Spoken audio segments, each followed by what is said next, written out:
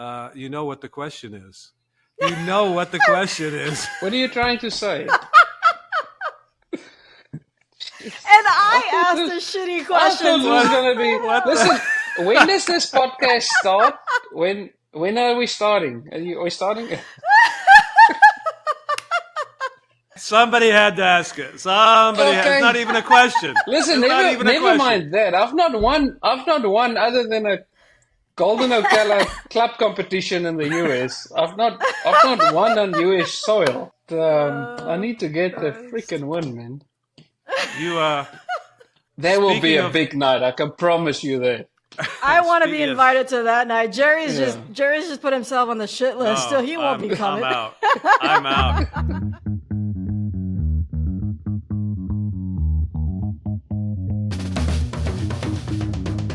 Welcome to Fairway to Heaven, a LIV Golf podcast. My name is Heng. I'm the on-course analyst, and with me, my co-host is Jerry Foltz. He is the in-booth analyst. He's the guy in the middle, as he likes to refer to himself. I hear Zoe in the background. Jerry? Zoe the dog. She usually makes an appearance, but she just went upstairs to greet Karen, who just got home. And we have our very own Fairway to Heaven podcast social pages. That's on Instagram, TikTok, the X. We also have our very own dedicated YouTube channel, FTH_LIV Golf.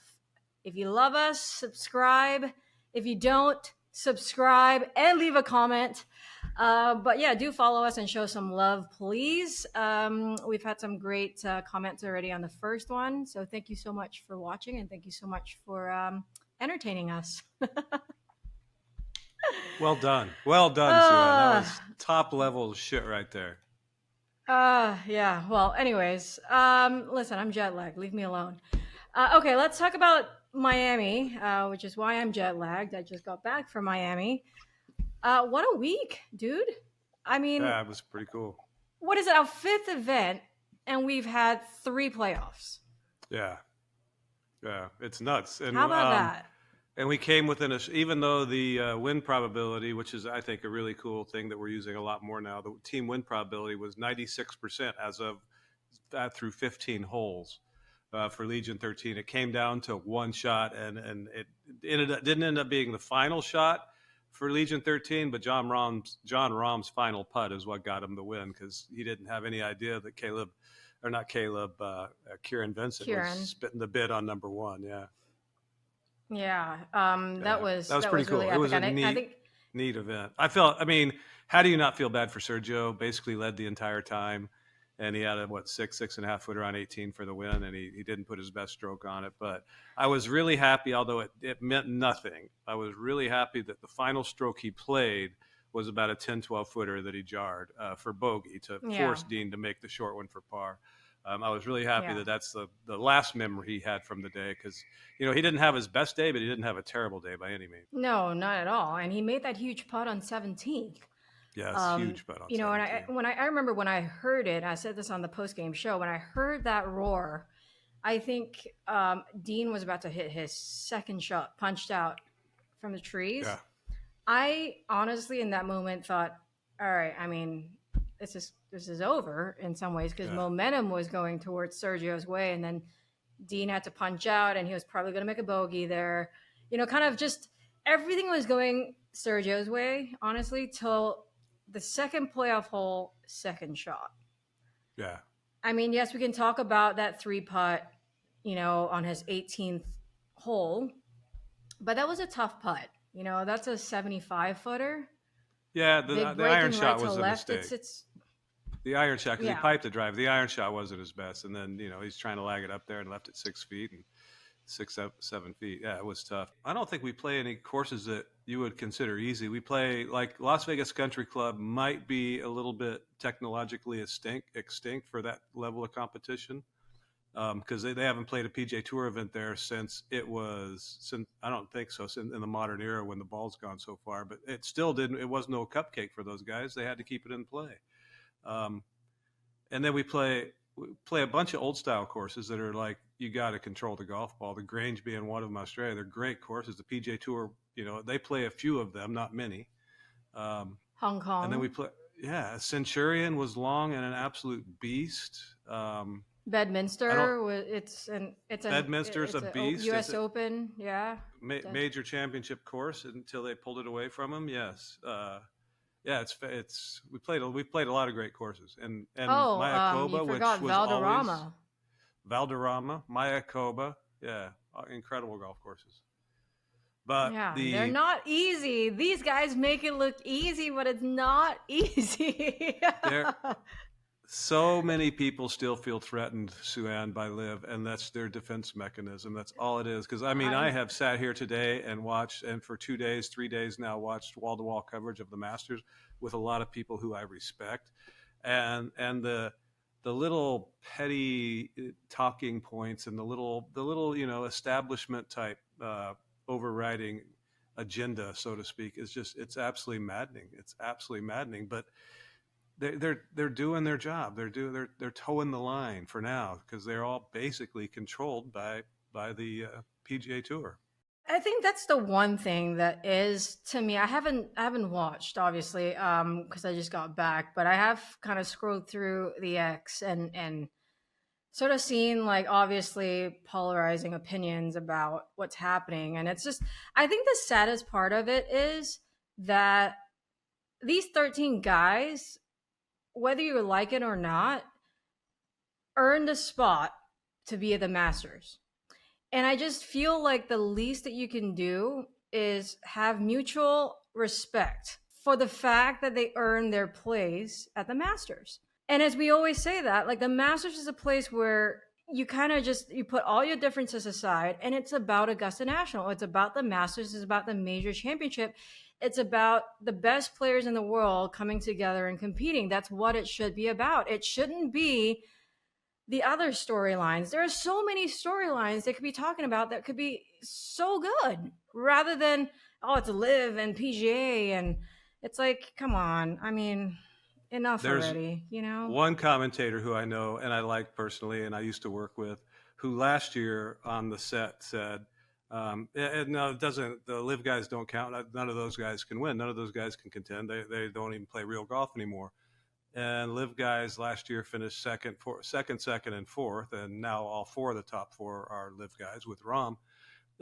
Yesterday he said the same exact thing, and I'm like, I have the last year's on my phone. I'm like, how do you say that with a straight face? How do you purport to have any credibility when a large collection of the best players in the game aren't playing the tour that pays your checkbooks or pays your paycheck, so you have to go out of your way to be petty and spiteful toward them? I just don't get it. It's going to be so fun to watch when it all comes together and all of those puppets realize, oh, we didn't get our way. We didn't get our way, and their LIV might not be that bad after all. It's just going to be so much fun to watch. They're going to be crawling. It's just, and look, I respect everyone else's opinion. I think you have every right to not like it and to like it, right? It's you're allowed an opinion, but at this point, it's kind of like I said, Patrick Reed, Phil, Rahm, Bubba, all these guys won at the Masters. And it's like, suddenly, just because they play on a different tour, they're like undeserving of being there. Whereas if you fast forward to 2018, it was like Patrick Reed winning the Masters. It was like the most amazing thing. And now it's almost like taking it away from him, or any of our past winners. It's like, why? Why are you doing that? It frustrates me because I feel bad in some ways, because it's like, they've earned their way to Augusta National. They've earned that drive down Magnolia Lane, and it's like everyone else is just belittling their journey to the Masters. It's like, that is not fair. That is not fair at all. You shouldn't be doing that. I mean, I got it on the side right now. There's a lot of things that they bring out that are positive about the quality of player that are playing in the Masters that happen to be LIV Golf League members. Although they're on these shows, they're not LIV Golf League members. They're LIV Tour players.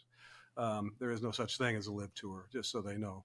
But they say good things about the player, but they always back it up with I was watching the par 3 contest today, and the overriding sentiment was, man, we just don't get to see him anymore. I'm sitting there watching this on ESPN going, yeah, you can. All you got to do is channel surf. And CW is a network. It's one of 5 that's in every house in America, about twice as many homes as you're in. It doesn't take much effort if you want to see him. And fortunately, millions of people around the world watch us on our various platforms, including on the CW in the States. It's maddening. And by the way, we have a LIV Golf Plus app, and you can watch any shot anytime of any player that you want. All you have to do is a couple of clicks. Yeah. Right. All you have to do is a couple of clicks, and you're there. You can watch whoever you want to watch, you know? There's a reason why their ratings are down across the board. And there's a reason why their ratings are down day after day, week after week, and ours are growing exponentially in some cases. So, yep. Yeah. Oh, well. Yeah. What can we do? But we're just shills. We're just shills. We're just shills, Sue-Ann. We're just shills. Yeah, no, we're just shills for the recreational league. Yes, it's the men's scramble. There's 3 that should be there. Yeah, Taylor Gooch should be there based on his accomplishments last year. Gooch, period. In my opinion, Louis Dean Burmester should be there. Dean Burmester should be there based on what he did last week. A far more impressive win than I think happened for Akshay Bhatia in San Antonio. In terms of the strength of field, and also Louis57, because it's just not the Masters without him. Yeah, those are my 3 as well. It is going to be weird. It's going to be weird, not seeing Louis there. I think he's played in just about every one since 2009. I know he withdrew the last couple of years, perhaps because of injury, but this will be the first one he's not been invited or been in the Masters. Yeah, you can earn your way in, I guess is what I'm saying. But you still get an invitation. They do not have to honor. But you still get an invitation. That's right. The Masters is my favorite week of the year. I love the Masters, and I always have. And I remember, my first time going there in 2018 as a fluke. Like, I was not meant to be there, and something happened, and I just was thrown to do something for Fox Sports Asia. And I remember I was in awe of being there, so much so that I really was terrible at my job. Not that it's any different from now, Jerry. I'm going to get ahead of you and deprecate myself before you do. But it's certainly one of the times of the year that I look forward to the most. I think most golf fans look forward to the most. And I really hope that this week will be about the Masters. It will. It was last year. The golf. The broadcast itself was about the Masters. The commentary and the how do you say in America, the narrative was obviously something that is trying to still prove a point. And I don't know. Have you seen the pairings? I haven't seen it. Have you seen it? Yeah. Oh, is it neutral? Is it biased? Yeah. No, they're fine. They were last year. Okay. It was fine. And CBS and Sellers Shy, who's their producer, did a pretty good job last year at being fair with our guys. Obviously, there was a few they couldn't avoid, like 2 seconds and a fourth, but he was pretty fair. And I think the edict is there. This tournament rises above all the politics, and that is what the Masters Committee wants to emphasizes. And remember, their TV contract is a 1-year contract, year after year. It's only been with CBS, but it's a 1-year contract. With everybody who's on site and has a contract, it's a 1-year contract. They hold all the cards. Yeah, and I super respectful that they do that, and I think that's awesome that they're doing that, in terms of being neutral and fair, and that's the way it should be. That's the way it should be. It's about the best players in the world playing together. All right, speaking of Miami, one of the runners for that win last week was our next guest, who's going to be joining us on our show, a 2010 Open champion. He's a captain of Stinger GC. He's one of the funniest guys on our tour, on our league. He is so funny, and he's one of my favorite human beings. Please let him in, Louis57. Ah, yay! There he is. There he is. Hello. Hello. How are you guys doing? I'm good. I'm good. Do you like my shirt? First of all, You finally wearing a Stinger GC. This There is we go. first of all Cheers. not a fair. Something tells me that there's rum or something in that. Brandy, maybe. No. No, gin or brandy. Yeah, I think he makes. It's a those. little brandy and Coke. By the way, this is not the first time I'm wearing Stinger apparel. That is not a fair statement. There was one event I wore a Stinger hat, Stinger T-shirt, and You I were was right, repping. actually. I can't remember what it was. It was internationally somewhere last year. Yeah. No, look, I got a lot of love for you guys. Good. She loves a front runner. That's all she wears is front runner stuff. And you guys, you got Schwartzel playing in the Masters this week, representing Stinger. I saw it on the par 3 today. You had a damn good chance at winning last week, and one of your teammates did. So yeah, she's Stinger till next week. Yeah, no, for sure. Yeah. Where'd you go? That is not. Where did you go? No. You got me? There we go. There we go. There you are. No, I do love the Stingers. They're awesome. They're so much fun to be around. All right. How about Dean? How about Dean spraying champagne with his best friends that he'd known for 24 hours after he won? I know. So he actually gave them tickets the day before. I heard. That was fun. Awesome. Yeah. Apparently, I heard he met them the night before, and just gave them a whole bunch of tickets to come and watch Championship Sunday. We were sitting at dinner. We had a big table booked for us all for Saturday night, and we were sitting at dinner. The next thing he's like, "Guys, I'm out of here. I'll be back shortly." I'm like, "Okay." And then Mel was his wife, like, "No, he gave all these guys tickets on Instagram, and he just wanted to make sure that they got it." I'm like, "Come on, dude."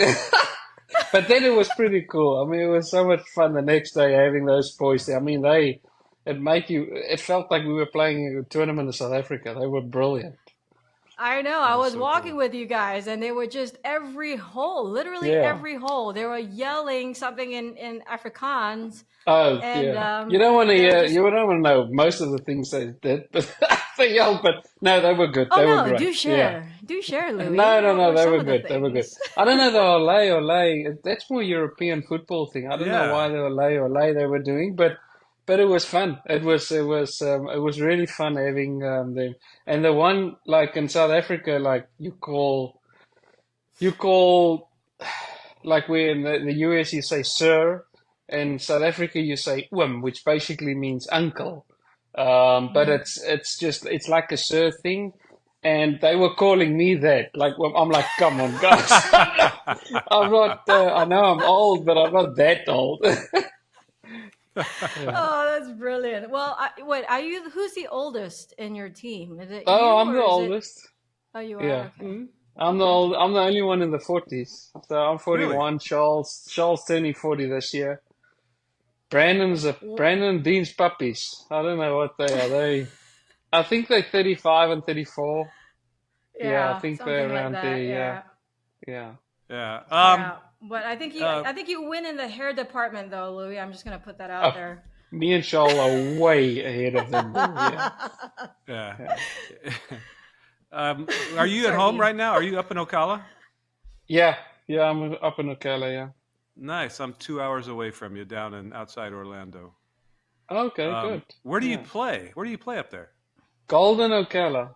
Ocala really? Golf and Equestrian Club. Yeah, it's a great club. I mean, it's fun. Good facilities. It is. Yeah. If I get in my car right now, it will take me 8 minutes to get there.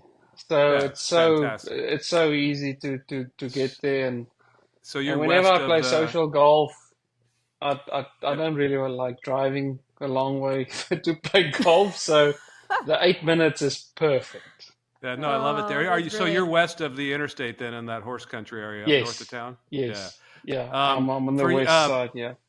So Golden Ocala has, I don't know, like 8 or 9 or 10 replica holes. They have 12 and 13, or so our 11th and 12th hole is the 12th and 13th of Augusta. Yeah. Yeah, they have a bunch of replicas, but I think I think the original holes are actually better holes than anything on the course.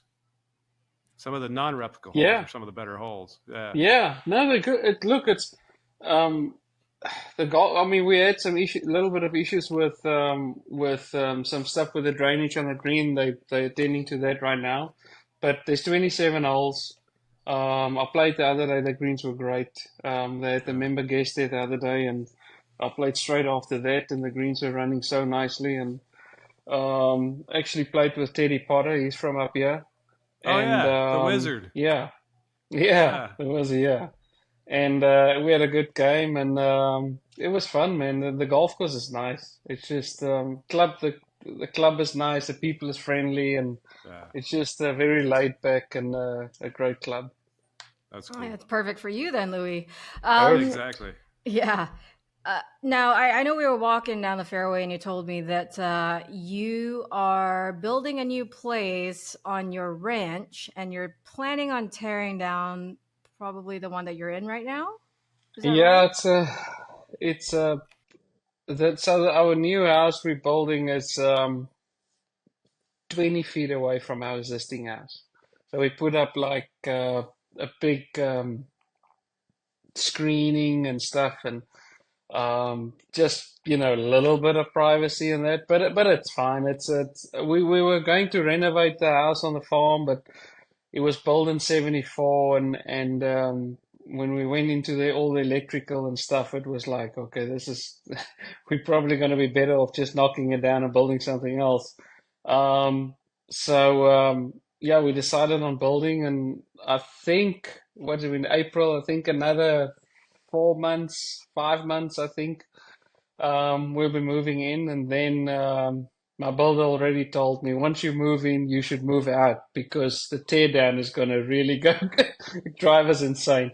Because then they're tearing it all down and getting everything ready around it. So, but we're excited. It's just nice that we can stay on the property and do everyday farm stuff and chores and things we need to do. And it's actually nicer that way. I think if I was staying somewhere else and drive in and see the house isn't done yet, it will drive me insane. But You being can on just the walk farm, out it's and go, oh, the windows are in. Well, yeah. yeah. Funny enough, like some days like if I'm here for 1 or 2 weeks, I don't really pay attention of what they're doing at the house, and then I'll drive past, oh, that's new, and then like there's something new there, and then at night, me and Elmery will walk over and walk inside and have a look, and we're like, oh, that's pretty cool. Yeah, they finished that, they done that, and but yeah, so it's cool.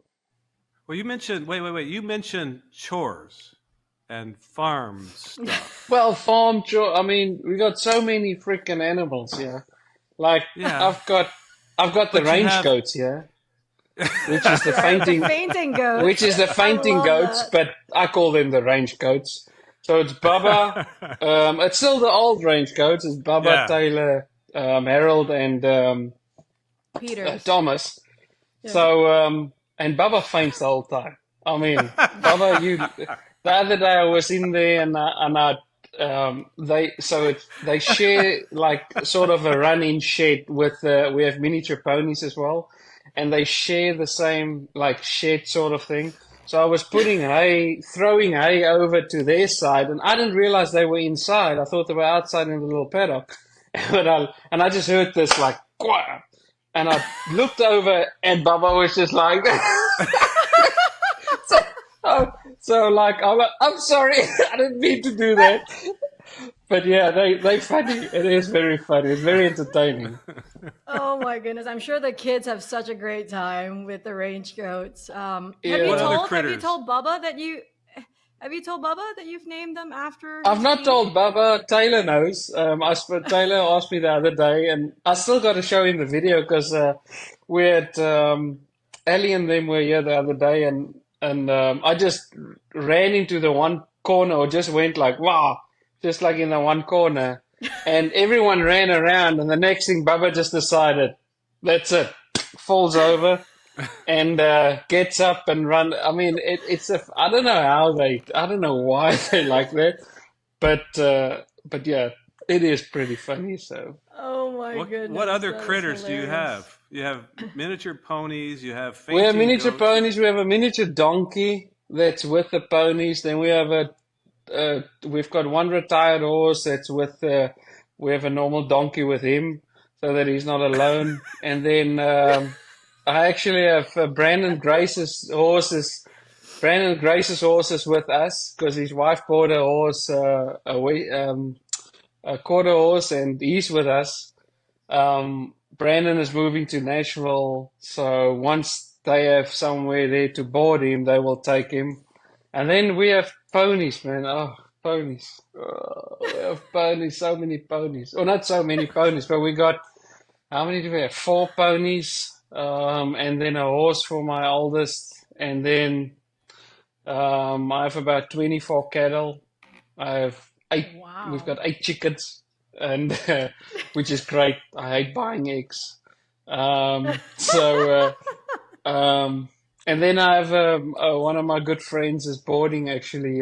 He's a professional jumper, and he's got his horses on the one side of the stalls, and he boards here. So yeah, it's a full operation. So Wow. other than getting some eggs, is there anything these critters do that's productive that doesn't, other than eating your earnings? Anything that eats while you sleep is not a good thing. So no, no, I mean, no. The cattle. Now and then I sell some of the steers, and I get something in, but it's more to keep me out of trouble and um, and just keep me busy on the farm, and it's a big passion of mine. Yeah, That's well, speaking of tremendous. which, I spoke to your manager. I think this was right before you teed off on Sunday, and he said to me that he feels like you're in possibly one of the best places in your life. Speaking of your farm, he feels like because you do have the farm, you do have that place you can escape to and really turn up your mind off golf and be able to have that work life balance. He said, I think now you have a great work life balance. Do you feel the same way? Yeah, I think the biggest thing always is to find that balance, and a lot of people find it in different ways. Some find it with something they do outside of golf, whether it's doing lots of things the whole time with your family and things, or some guys hunt, some guys fish, some guys do, all kind. Even if it's just social golf with your buddies, I think the biggest thing is finding that something outside of professional golf, so that you can just break away a little bit. Um, I always had the farm in South Africa, and the biggest thing that got me is I could never go back. I could always go back in only the end of the year when the season was done, and even then, um, after FedEx Cup, when I was on the PGA Tour, after FedEx Cup, you would go back and you would try and spend some time with everyone in December, but it made it difficult because the time you came back in mid-January, you were so far behind already on the FedEx Cup. And so that sort of changed that we didn't go back to South Africa that often. And then, um, when COVID hit, we couldn't go back to South Africa in 2020. Or I made the call not to go back, um, and actually came to visit friends of us in Ocala. Ended up buying their property, their farm, which is the one we are now, buying it 2 weeks later because it was in the market. I didn't even know it was in the market. And visit them, love the farm, big oak trees, and just completely different to what we used to in Florida. And went down to Palm Beach, and my wife said to me, "What are we doing? When are we moving?" And I'm like, "Hold on. If we move, I mean, we're gonna the kids' school, everything." She's like, "I'm ready to go." We both grew up on farms, so we both used to having space and that sort of life. And yeah, I mean, 3, 4 months later, when the kids finished school in May, we moved up, and since then. whenever I'm out of golf or back, it felt like sort of like I was back in South Africa on my little piece of property. And to have it in the US made such a big thing for me. Like I can really shut off completely from golf. Funny enough, when I came back from you see, what was our last event before Miami? It was Hong Kong. Hong Kong. Hong Kong. I 8 days later, my clubs were still in the travel cover. So I booked a round of golf with my buddies, and I looking for my clubs. I'm like, oh, it's still in my travel cover. so, so I had to go get it out and get ready for golf. So I would normally like take quite a bit of time off, but I think we're leaving next Friday for Australia. So we'd probably on Monday start doing a little bit of golf stuff. You know what? I'm going to invite myself now. We're going to have our people talk to your people, and we're going to do, as the kids say, get some content. I want to come get a tour of the critters at your house, and we'll do all that posting. I want to be there. Let us just move in and finish this building period. No, I don't care about the house. All you guys have nice houses. Nobody else has fainting goats and shit. Oh yeah, no. And the fainting goats is awesome. They'll be here fainting. You can come whenever you want. I love it. I love it. I speaking of Hong Kong, I remember I had the post-round interview with you, I think after your second round. And I noted that you're playing some of your best golf. And I think you said you've just been trying to simplify things. You've been trying to keep things a little lighter, I guess. Do you feel like maybe that is the reason why you are playing so good? You don't take your clubs out 8 days after you've landed from Hong Kong? Less is more type thing? Look, I've never been someone that would stand on the range and hit thousands of golf balls. I do like to play with friends, have games. I like that a lot. Whenever I need to work on something, I will spend the time, and I would try and spend it with my coach JP and Sea Island, and just if I'm working on something, need to see him.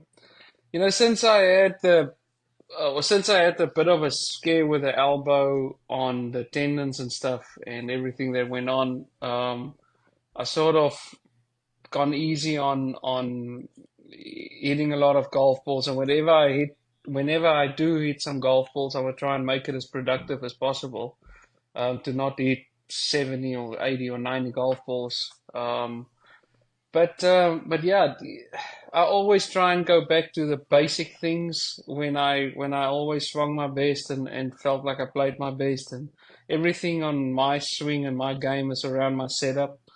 If I feel comfortable in my setup position, I normally swing it pretty good.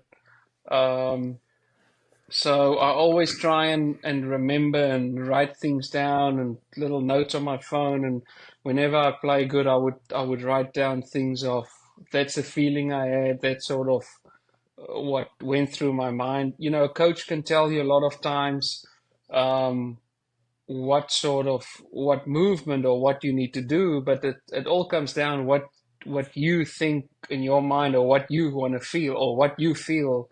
Sometimes you think something completely different, but it is the same thing what your coach means. So that sort of also is a relationship what you have with your coach. Like I would always tell JP, tell me where you want me to be or what position you want me to be and why. Just explain to me. And then I will figure out a way to get there by a movement in my swing or a feeling that I feel in my swing. And we're normally good with that and getting to the right spot. And then it's just, that's why I like playing rounds of golf and even playing for $20 against my buddies, because you're always under a little bit of pressure doing something and you have different shots the whole time. You're not just standing on one spot, making the same swing all the time. So I do like to put myself in that position where I got to hit a different shot every time. What you're talking about begs a follow-up question. for all the people watching and listening, because there's nobody in the world who knows what they're talking about, who doesn't know what they're talking about. And often they're the same people who could find a flaw in your golf swing. What the hell do you work on? Now, there's lots of little things that can creep in. Little My bad. things. Yeah, but there's lots, like, for instance, if I start aiming too straight, or sometimes even a little right of my target, I get under my backswing. I get under the ball and I come from the inside. And then the more I make that swing, I start hurting my lower back. And once I start feeling my lower back, my whole mind goes to a protective mode where I try different things. And then a lot of times I either tweak the back or I lose my swing quite a bit. So there's little things like that that I always know I need to be on top of. I love aiming left, standing open, feel like I'm open with my swing and work from there. I struggled a bit in Vegas this year. For some reason, I was aiming so shut. And then even Hong Kong a little bit, I was texting JP and speaking to him and says, I got to go back to send me swings of when I swung my best, in 2021 when I played pretty decent and things. Just send me a few videos. And every time I look at the videos, I'm like, man, I'm standing quite a bit open and feel like I'm swinging down the line to the left sort of a little bit. And I went back to those things, and it just sort of, I got my ball striking back, I got my flight on my irons back, and it sort of just snowballed from there, and just trying to keep on top of those things. Baffling. The prettiest swing in all of golf doesn't actually work perfectly every time. That is amazing to me. Absolutely amazing. Yeah, but that's something that I think there's no people who are perfect swing in this game. I think that's one thing that people who are watching can kind of have a glimpse of what it's like inside your mind. And, everyone thinks, oh, Louis has this like flowy swing. And I ask you during hang time, do you ever get sick of people asking how smooth your golf swing is? But then you told me there's a lot more that happens between the ears for you. And there's a lot more, that people don't see. All us professional golfers are mental in some way. So when you're on the golf course, there's something that's inside here is not working 100%. But I think it's the guys that manage that the best that comes up at the top. Are there any times, because you mentioned there are times in the past where I'll take my medicine and play for second or third. I'm assuming you meant knowing that's the best I can do.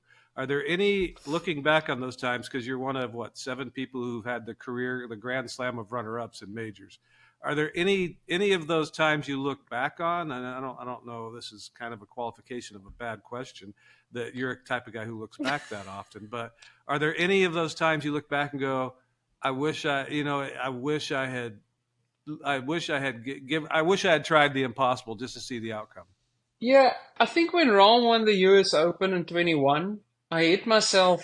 I made a bogey on 17. I missed a 8-foot putt for par because I hit in the water, the tee shot in the hazard. I had to take a penalty drop, made bogey. So I was 2 behind Rahm, and so I had to make eagle on 18 on the par 5. But I missed the fairway, and it was in the first cut. But it was not a great line the first cut.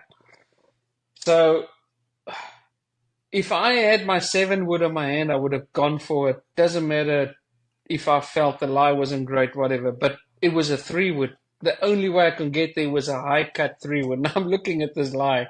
And Torrey Pines, the last hole, the 18th, I'm looking at this. I'm like, this can only go in the water. There's no other way where I can hit. The only other shot is a hooky 7-wood and running it up on the right. This is basically in a 10-yard gap, with sloping left towards the water, running it in there. So I was like, I don't know, but I'd rather give myself a 70-yard shot and maybe I can hold a lob wedge for eagle. So that was the one layup that I did then eventually. But looking back at it, I mean, it was one of those where I would have liked to just drop another ball and see if I can pull this 7-wood off. But I just afterwards, even thinking of it, I'm like, I don't think I could have pulled it off. I would have hit myself in a spot where I had no chance of making or trying to make the third shot. Yeah, there was the one that sort of went back in my mind that could I have done it, but looking back at it, probably couldn't have. But yeah, the others were most of the time.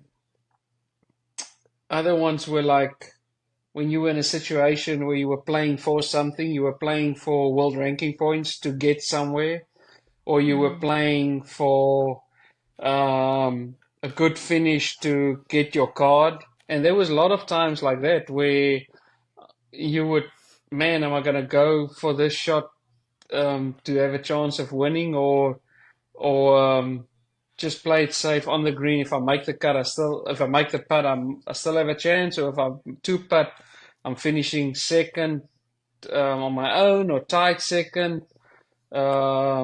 Decent money. I'm getting good points, and I'm getting good world ranking points. So there is times I feel where, and especially in the beginning of my career, where I did do that, just to not always be that aggressive. And sometimes there's a bigger picture than just this one event. Do you maybe have that similar, I guess, feeling on our league with just 13 individual events, and top 24 obviously gets next year, and then obviously then the individual title as well at the end of the year for a lot of money. Do you feel like more pressure to play well, with just 13 individual events and having to really think about the points that you're earning? I think you'll have guys this year, especially because there's a lot of contracts, I think, that's up this year. So I do think you'll get this year a few times where you see guys take the safer route to secure some points and get a good week finish. All depends where they are. Yeah, but it depends sometimes we play to win. You can't just play for just securing a card or having a good check. You play to win a golf tournament. That's what drive me. I mean, I still want to win golf tournaments. And I think the Miami one that happened this weekend, I was proud of myself, to take the shots on and have a go at it. I'm pretty sure my caddies would have liked me to do something different. But it's as long as I'm having fun doing it and go for it. I mean, if it's not something stupid like going through a tree or something, I think I'll probably at this stage of my career, I would give it a more shot, and to see if I can pull those things off and see if I can get a win, on LIV or something. I love it. You're captain of Stinger GC, which includes Charles Schwartzel, who won our inaugural event, Brandon Grace, who won the second event in Portland, and Dean Burmester, who won last week. What are you trying to say? You know what the question is. And I asked a shitty question. I thought it was going to be. Listen, when does this podcast start? When are we starting? Are we starting?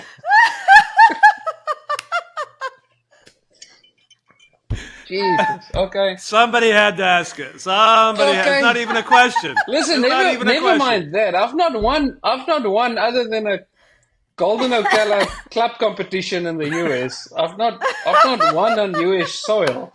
So I don't know what the hell it is, but I need to get the freaking win, man.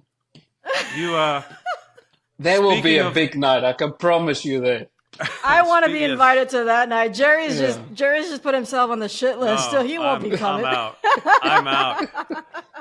Well, we'll put him with the range coats. We'll put them in the back there. Perfect. I can pass out as good as anybody.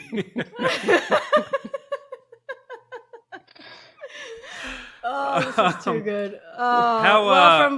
So wait. What's your question now? No, there wasn't one. It was one of those So reporter. there's really no question. Okay. It was a leading question, thanks, one of those Jerry. reporter statements. Yeah, my pleasure. Okay. I'm sitting here out of the corner of my eye. I'm watching some of the stuff from the Masters, and it just, as a golf fan, which I am, I'm a really old golf fan who watched golf in black and white when I was younger. I'm so old that you're the second Louis57 I've ever met. One of my best friends in the world years ago, his son is named Louis57. Okay. And he's American, by the way. But when I'm watching the Wow. Masters, you have provided so many memories to all of us fans in golf, and you're not there this year. I think you're one of three guys who we all consider kind of been snubbed a little bit by the establishment, if you will, for not being there. You and your teammate Dean and Taylor Gooch, obviously. Does it hurt to sit at home this week and not be there? It sucks. Like, that's the nicest way to put it.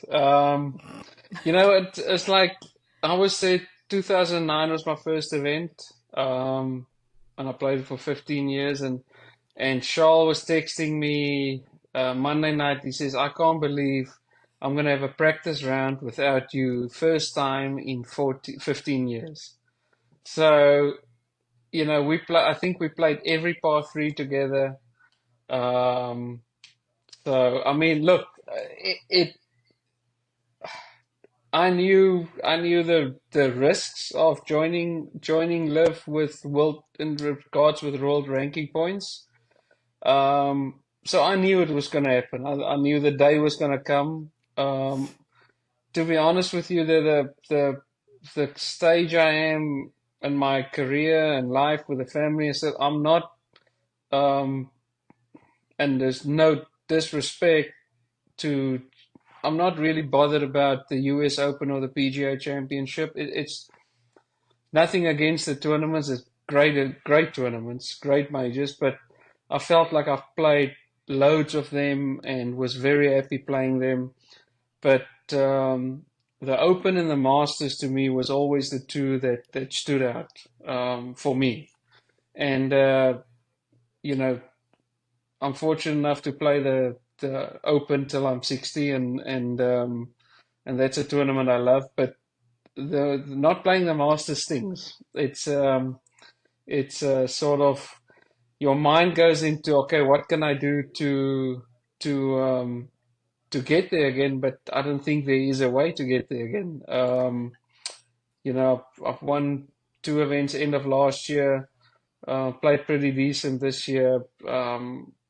The only way is if they provide more invites. That's probably the only way I think any of us on LIV gonna come in. It's mind-boggling to me that there's not more steps being done to get, everyone always talks about getting the top players together, and major events, everyone that's playing really or decent at the time and is top golfers should be playing in all the majors. I don't think I think most of us think that or knows that the world ranking isn't the world ranking anymore.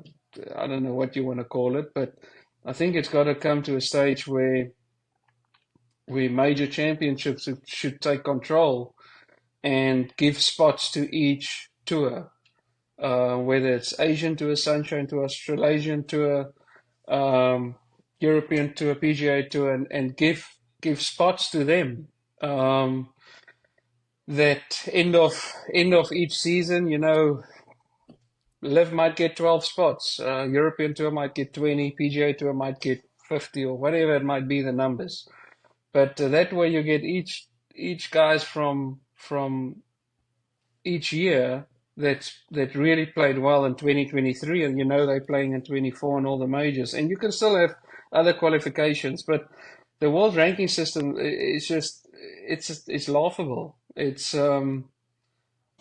I mean, I don't see how any of the LIV players in a year, 2 or 3, can get back into any top 50 in the world. I mean, right now, I don't even know where a guy like DJ is. I don't even know where his world ranking is at the moment. I think he's way out there. 218 or something Yeah, crazy. Yeah, yeah. and the guy's been what in the top 10 for how long in his career? He Top 10 or still 15 or is. He something. still is top 10 player. So Right. Yeah. yeah, so it's just, and it's nothing to do with the decision we made. We all knew it's going to happen, but surely you cannot tell me that the strength of fields we have right now on LIV can take on anyone in the world, any tour. I mean, Yeah. and it's fine for now because those guys, the guys that's playing from LIV now, they still have the exemptions. But what's going to happen in a year's time? What's going to happen in 2 years' time? So somewhere it's going to run out where no one's going to be eligible unless you won the major. You're not going to be eligible to play, and something needs to be done somehow. I don't know what they're going to do. I'm just thinking of guys like Abe Anser, Joaquin Neiman, Caleb Surratt, the new youngsters, Chakara. You know, these are guys that they have to play majors. I mean, I've had my stint in majors, and I'm grateful for them, and I had a great career with majors. I had my chances, but it will be sad to see good young players that plays on LIV that don't have a future playing in majors. And you know, you can take your hat off for Augusta for giving Joaquin an invite. I think no one deserved it more than him to play this week. But there's still others that should be there. So hopefully all the boys can come together and find a solution. And at the end of the day, it doesn't matter what tour you play. Major championships, the best in the world at that stage should be playing. Can you still win a major if you had access? I think so. When it comes to a major, my mindset is pretty spot on for the week. I always felt like I had a good sort of good preparation going into a major. What I would do a week before, and would see my coach a similar time, and would do a few things. And the biggest thing with major championship, I always feel is patience, is knowing when to do certain things, and I think being so long in the game, and that's one thing that I've learned is never get down on yourself and never give up. Just keep on playing, keep on going. It will come, and go through your process and do your thing. And if you prepare well for it, you'll be fine when you come under pressure. And I'm when I get to I'm excited about the Open this year. I will try my best to prepare like I used to prepare for majors, and it's exciting to play that tournament. But yeah, I feel like I can definitely win another major. Yeah, I think one of the young players to be added on that list was David Puig. I mean, he won a couple of times on the international series. Yeah. He's certainly one of the most talented young players, and hopefully we'll see him at the majors, because I do think. And he's making it. I mean, the guys are making efforts to play in other tournaments, but unfortunately, with the world ranking system, you get no points. I mean, if you don't play basically in a PGA event, you're not really going to get points that make a difference. I made that point. Yeah. I made that point last week on the air. I called it. I mean, that the establishment still has the nerve to to call the OWGR the official World Golf Rankings when it is absolutely nothing more than the PGA Tour rankings, because every weighting change they've had for the last decade has only favored one tour and taken away from everybody else. It's almost impossible to play your way into the top 50 of the OWGR without being on the PGA Tour, and from that point, it's very difficult to play your way out. It's almost impossible to play your way out of the top 50 if you're playing on the PGA Tour. Didn't you call it the FedEx Cup rankings, Jerry? I think that's what you called it at one point. It is the FedEx Cup rankings. It's PGA Tour rankings. It's a joke. Everybody's culpable in it right now, but it's the last piece of leverage that I call it the establishment. Basically, it's Jay Monahan. And the four majors have a seat on that, but they're always going to be the ones taking the back seat and not being the ones at the forefront of adoption and change. But it's one entity controls that, and I feel bad for Peter Dawson, who's the chairman of the OWGR, because he seems to be completely powerless in doing the right thing for the game of golf, for the majors themselves. The majors, people are going to make fun of the asterisk. I said it long before Taylor Gooch said it. They are asterisk majors this year, in my opinion, if they don't have their best fields, and they're not going to have their best fields this year. And if it continues down this path, like Louis just articulated, they're going to get more and more laughable as time goes on. People can make fun of that all they want. It's the absolute truth. Louis, can I ask you, because like you said, you've played it pretty much every Masters since 2009. Have they reached out to you at all?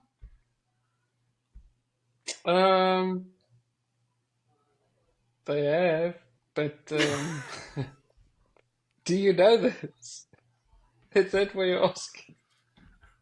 No, they invited me as a guest because of being a major champion as a guest, which which is great to go as a guest. But I played it.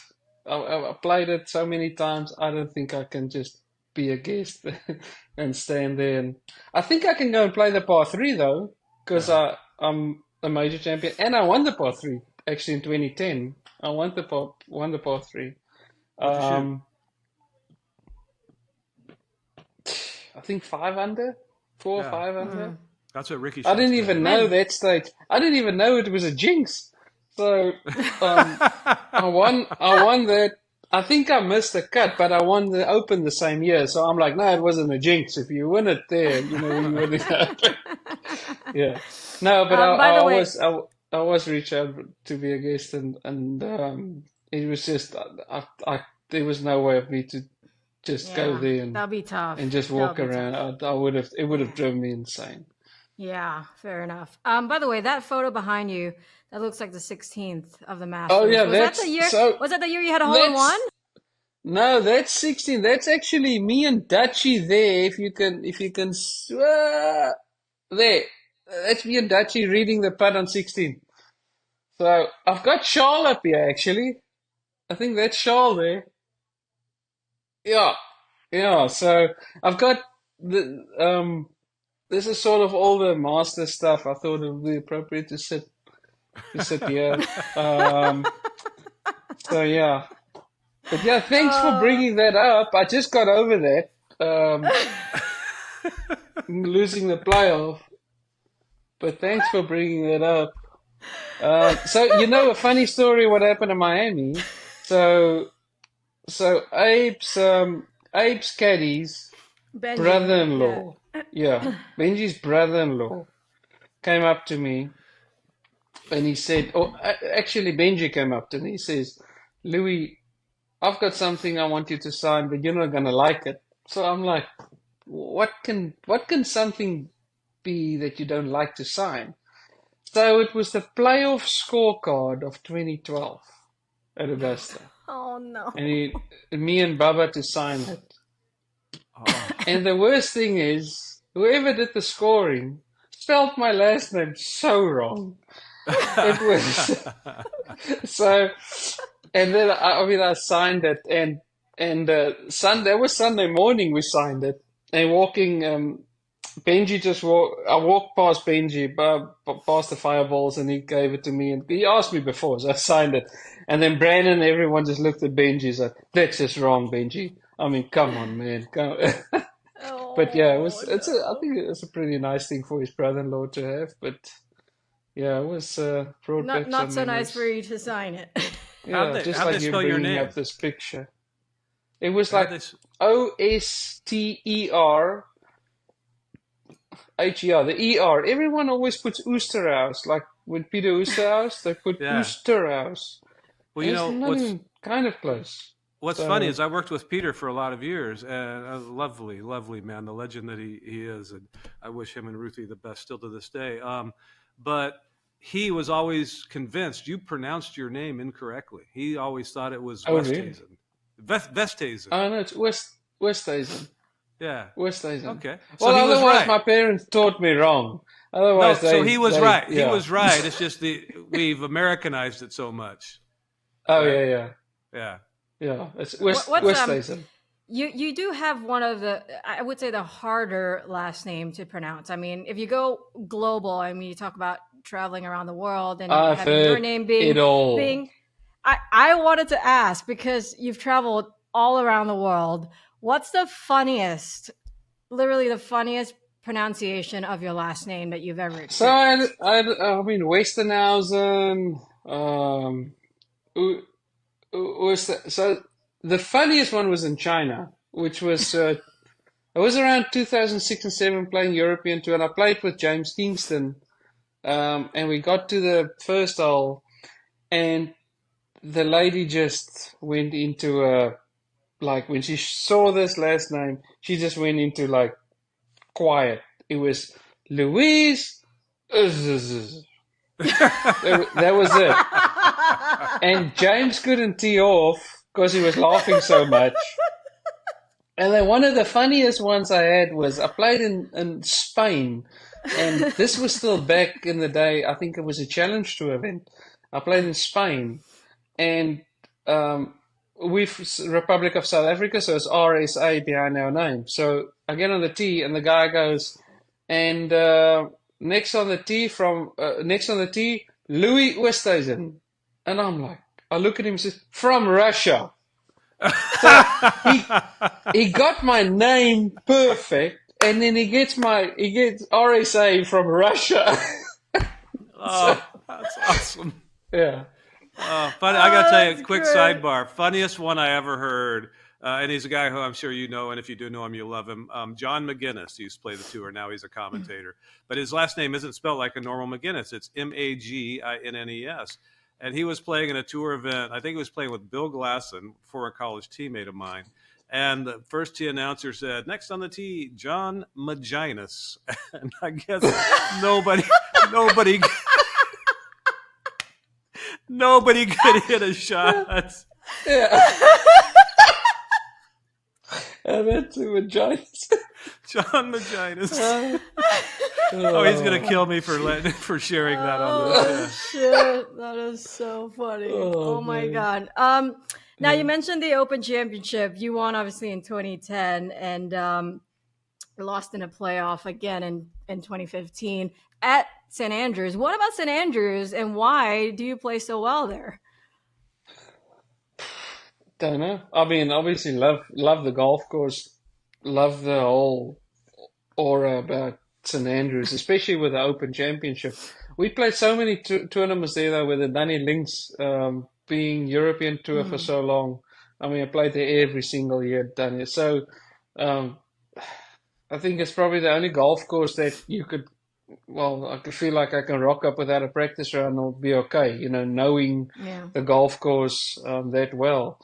But I don't know. I mean, Open Championship St. Andrews is just something special. You drive in there, it's the whole town that goes into an Open Championship mode. Wherever you go, it's Open Championship. The streets, Den Wagen, everything is just the Open Championship. And I mean, the greatest tournament there is to me. So going there at the home of golf and it sort of just brings that little bit more out of me and really want to perform well and play well and just make yourself ready for the week. I can't wait for it to go back there again, and it's just such a special place. We spoke to Cam last week, and we asked him what was in that claret jug. What was in your claret jug after you won in 2010? I actually did not drink out of it till December that year. What? So I had this thing in my mind, which I was very young, but I had this thing in my mind where it's too holy to drink out of it. So that was until I got to my friends back in South Africa in December, and we had brandy and Coke. We put some brandy and Coke in there, and we had a great night from here. So, Brilliant. but yeah, it took me a good 5 months before having anything out of it. I didn't know that. What we learned from Cam is it only holds 2 pints of beer. I thought it would be much more productive than that. I mean, I didn't even go into all of that details. I just. Well, I think with his specific drink, it just is the proportion of brandy versus Coke that would determine how good of a night. You're not putting in 2 pints of brandy in there. That I can promise you. Well, I don't know. You are South African. What was I gonna say? I forgot my train of thought. Did you the one of the most viral videos in golf that everybody just loved was you flying back after completing the career runner-up Grand Slam, singing "Rise Up," lip syncing "Rise Up" on your jet. And then when I looked that up today, because I know Will Balls, our producer, Willie Balls, I asked him to roll it in because it's just phenomenal. It shows who you are, the spirit of who you are, which is I'm going to have fun with the fact that I just accomplished the most dubious thing in professional golf from a champion, which is to finish runner-up in all 4 majors. And then I looked up the one from the President's Cup where you're singing on the bus to Bohemian Rhapsody. That was phenomenal, by the way. How often do you do that? And how often do you do it? And will you say goodbye tonight with some kind of lip sync for us? No. Oh, come on, Louis. That was about the 2 times I think I did it. I don't know. It was just a spur of the moment thing. I don't know. The Rise Up thing, Mike Kerr, that caddies for Carlos Ortiz. Yeah, he texts me saying, "Well done on your runner-ups in the all majors and the Players Championship." And I was like, "Oh shit, I did. I didn't realize." And then I had my caddy Greg Herman, who was with me in the plane, and the family was with him. My eldest were listening to music, and then this song came up, and then I like, okay, play it. And I mean, I had 1 drink. It wasn't like I had 7 drinks or something. So, then I just started lip syncing it. And I didn't even know I knew the words that well, but I actually did okay. And the Australian one, that President's Cup, I mean, the spirit, the team spirit in our international team was it was so good. And we had so much fun from the bus on the bus every day to the hotel. It was like a 30-minute drive. And we had a cooler with beers, and then somehow my phone or someone's phone get connected, the music going, and I don't know, then start singing. But yeah, it was also just it was just a thing on that bus that came out, and it's fun as long as the boys enjoy, and I always want everyone to have a good time and just relax and not take it too serious. The high notes with until we tee off. The high notes with Galileo I think the entire were very world memorable. Yeah, they were very good, and I think his facial expression was what really did it for me when he was doing that. It was almost like he had to. I know where you're going. I know where you're going. Well, my kids are gonna. By the way, you don't. Daddy, what is that? Yeah. You don't just make the people on that bus laugh. You make everybody laugh so hard, and me included when I did hang time with you in Hong Kong. I don't think I've laughed in any hang time more than I did that week with you in Hong Kong. It was so much fun. What would be your go-to karaoke song? I don't have a karaoke song. I told you, Oh, it's always a okay. spur Well, of the moment thing. I promise you. I don't do karaoke. I'm what if I all played it? Okay. natural. I'm so gonna play a song towards the end of this podcast and see if you just sing along to it somehow. Well, he doesn't. What you don't know is you lip sync. She actually sings, and Oh, I so don't well, you like got the giving her big compliments. microphone there. You got to sing But then for us. she sings so well, so well. No, I do Louis. not. I do You not. are- Jerry's spitting shit. you- He's trying to throw me under the bus right now. No. Well, I you love trying to throwing you throw under the me bus. under the bus. I'm okay with that. I'm totally comfortable with that. That's what I'm supposed to do.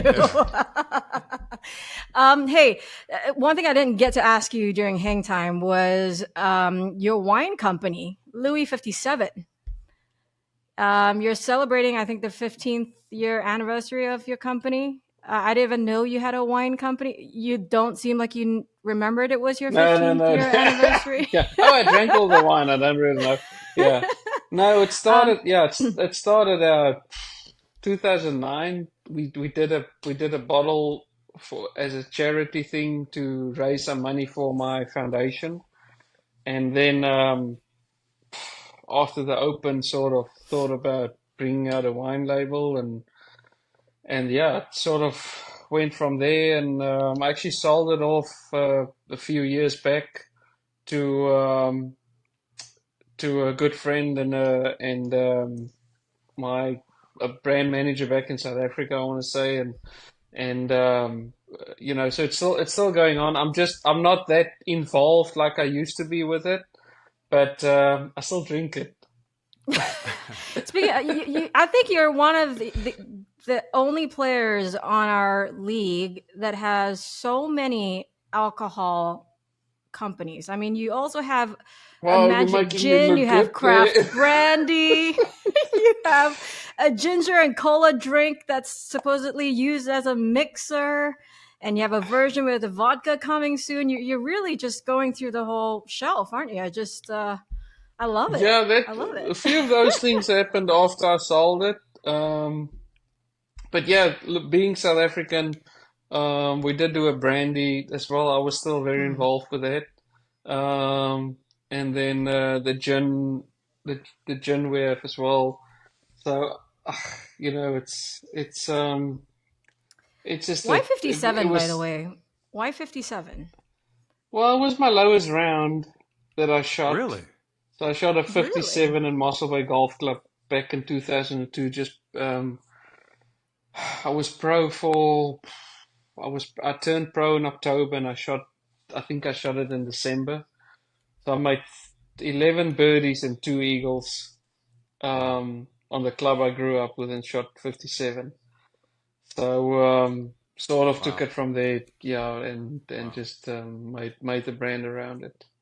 I love it. Well, I'm looking forward to trying one of each. So just anytime you that's like, fine, yeah. Just think, just just think how share it, just man.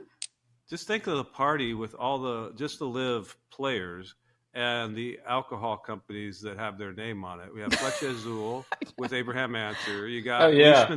Leishman Lager. Doesn't Taylor have something going too, or he just has the bull riding team? I thought he had something. I think he going just too. has I think he just has the bull. Yeah, but you do Leish's beer first, then you Yeah. drink Abe's a tequila, and then we go and ride the bulls. No, but then Graham McDowell, Yeah. has Scotch. He's got whiskey. Yeah. Yeah, but that's for later in the night around the fire. When you can take the ice with a scotch and cling cling. Yeah, that's for later. Okay, let's see. Clingy. Let's try if this will work. Come on, Louis. I'll fast forward it for you.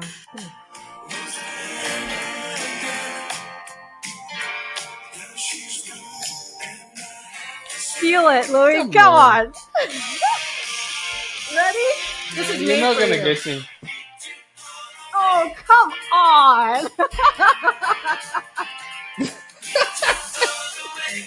No. Time and place. Come on. Oh, come on, Louis. That was That's disappointing. tremendous. That was I mean, we've disappointing. been that was talking an awesome. hour. You could realize I'm a serious person, so. I thought that brandy and Coke would give you some kind of liquid confidence, but apparently one wouldn't do it. So, No. that's all right. We'll, more than one to do this on air. okay, well, we're gonna let you go. We're gonna wrap things up here so that you can go and pour yourself a second one, and maybe sing to Rosanna. One thing we do, one thing we do like to ask our guests is, what is the proudest moment of your career so far? Career or life in general? Both. Career, golf career. Both. Both. I mean, it was when Yana was born, my baby girl. Yeah, see, there was something out of this world. So, and I think it for a lot of people their first one. Golf wise, it was the Claridgejack. I mean, there's not much more that I think winning the Claridgejack at the Open at St Andrews. I'm going to struggle to top that in my golf career again. Green jacket, maybe. Yeah, well, if you didn't bring up the Bubba thing, you know. Who's Bubba? Hey, I didn't bring it up. It was a I photo just that's got in the over background that. that Like you're this morning I shed my last tear. And I thought, okay, Louis, you're over it now. We're done now. You're over it. And then what happens? Joanne brings it up. There we go. Well, Jerry highlighted that you're the only stinger that hasn't won, so it's a double whammy for you tonight. No, look, this was a great time talking to you guys. I had a great time. I mean, yeah. Can't wait to come back. Oh, man. Yeah. Hey, before she love says it. wait goodbye. to come back. Before See she you in says goodbye, 2026. thank you, Louis. Thank you for joining us. Thank you, Yeah, guys. thank It you was so fun. much for Yeah. joining us, Louis. You're always such a great time, and we appreciate you, and we love your sense of humor. Keep being you, and we look forward to seeing you down under. Perfect. See you there. Have a good Alrighty. evening. You too. What's not to love about that guy? I mean, for those people who are seeing this video edited, he just had to hang out with us for an extra 15 minutes because of the upload speed of About this 20, recording. actually. 20. Yeah. And he was just having a great time hanging out. I could have hung out with him all morning. He met his girl, saw his doggy, went inside the house, wife poured him a drink, he gave us a tour, killed a cockroach. Everything was, it was perfect. We're about to third wheel their date night. Yes, exactly. Exactly. If you don't like Louis Oosthuizen, I don't ever want to be your friend. Period. Yeah, something's got to be I don't care who you are. seriously wrong with you. Yeah. I can't imagine that he has ever treated somebody poorly, and if he has, goddamn sure they deserved it. I mean, I would love to sit at a bar with every one of our guests, but I would say Louis. I would love to have Louis and Cam, yourself and myself, at a dining table. One of the nights. Can you imagine? Really? I don't think there's a member of our league who I wouldn't enjoy that with, but I think with Louis I would enjoy it the most. Or about the most, because you and I have gotten to know Taylor quite well, and he's about as enjoyable as it gets. There's a bunch of guys like that, a bunch of them like that. Yeah, but that's what I'm saying. I don't think there's a guy on our league that I wouldn't want to have a drink with, but right. But the South Africans and the Australians just don't take themselves too seriously. They don't. They just don't. Yeah. And they're awesome. They're just awesome. Yeah. Zero fucks given. Zero fucks given. As people of my generation would say. Your generation would say, I don't give a fuck. Our generation would say, no fucks given. Yeah, but I'm getting to the age where it's go fuck yourself. To everybody. That's at every age, isn't it? Hello, who is this? Yeah, go fuck yourself. Oh my God. Okay. All right. Let's wrap this thing up because I'm soon not able to speak anymore. You're the only one not having anything to drink. I know. I think that's the problem. Okay, let's wrap it up by our picks for the Masters this week.